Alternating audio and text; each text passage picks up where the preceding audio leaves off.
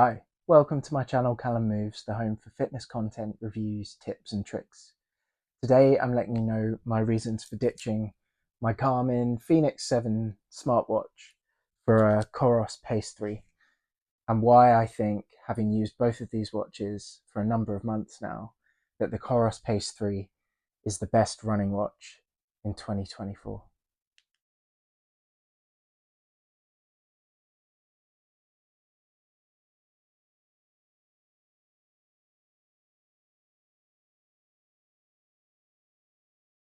So a bit of history for you all. I started predominantly as an amateur cyclist and have been cycling for around 10 years. For all of this time, I've used Garmin cycling computers, and this led me to naturally progress into their fitness watch kind of lineup and stay within the ecosystem so that everything was kind of under the same umbrella within Garmin Connect. I've been probably using their watches since 2019.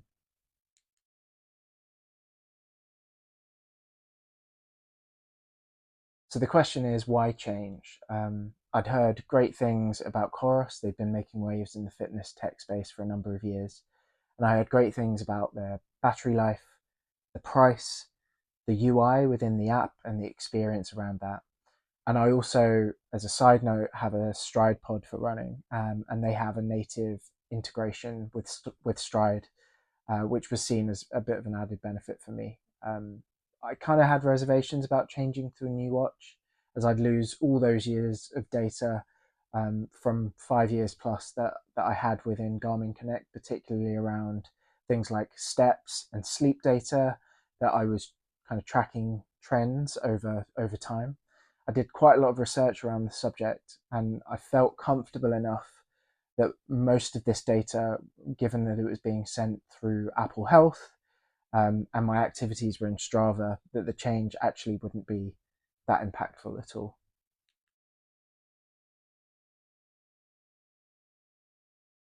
So on to the good for the Coros Pace 3 and the Coros ecosystem more generally.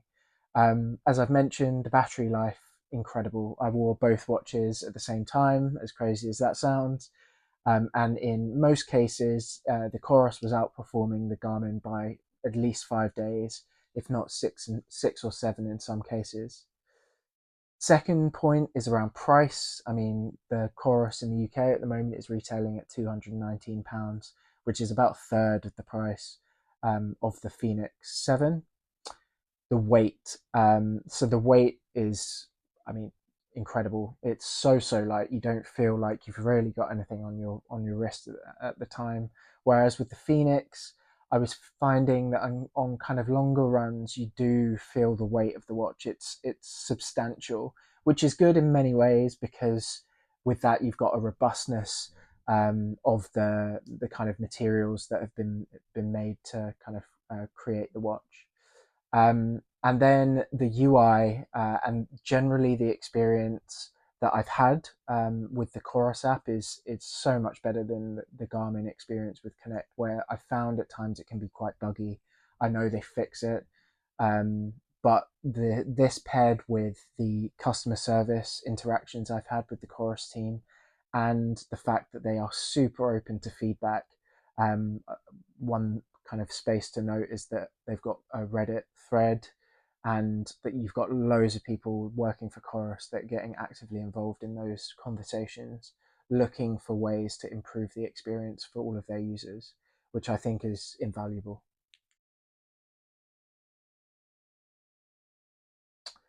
So on to, I guess, the not so good aspects of the Chorus Pace 3.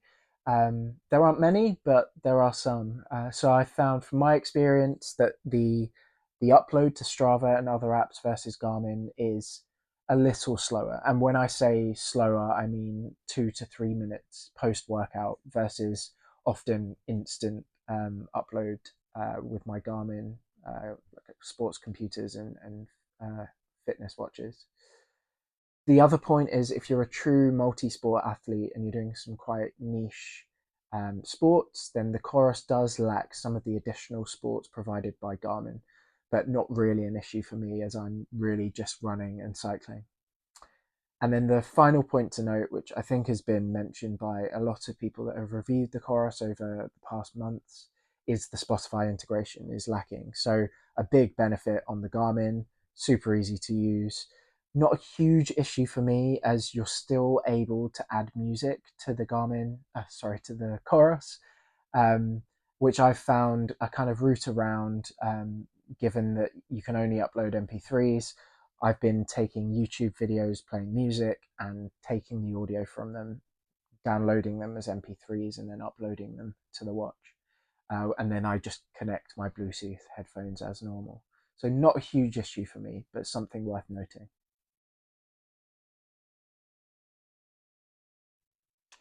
So, in conclusion, I'm selling my Garmin Fenix 7, and maybe that kind of says it all. I think Coros have really lived up to their hype. The battery life absolutely kicks Garmin's butt.